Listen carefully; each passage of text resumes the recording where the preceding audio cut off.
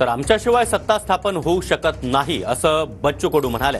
महत्त्वाची बातमी आपण पाहतोय, आमच्याशिवाय सत्ता स्थापन होऊ शकणार नाही असा दावा आता बच्चू कडू यांनी केला। काय वाटते भाऊ, सर्वांचं लक्ष तुमच्या मतदारसंघाकडे लागलेलं आहे। भाजपने या ठिकाणी ताकद लावली होती, काँग्रेसने देखील लावली होती। काय वाटतं, निकाल कसा लागेल? भाजपनं अतिशय खालच्या पातळीचा प्रचार केला आणि एकंदरीत संभ्रममध्ये काँग्रेस आणि भाजप हा दोघे जण संभ्रमात होते। नेमकं काँग्रेसवाल्यांनी शेवटच्या क्षणात भाजप चालवायला सांगितलं, काही ठिकाणी भाजपने काँग्रेसला चालवायला सांगितलं। या घोरात दोघे जण एकमेकाशी लढत राहिले।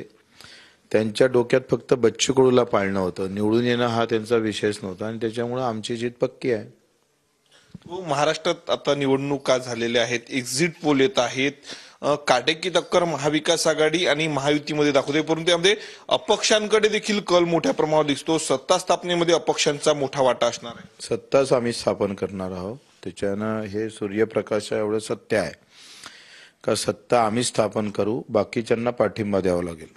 तुम्ही सातत्यानं म्हणत होते की आमच्या महापरिवर्तन शक्ती आघाडीशिवाय जे आहे ते राज्यात सरकार स्थापन होऊ शकणार नाही असं वारंवार सांगतायत।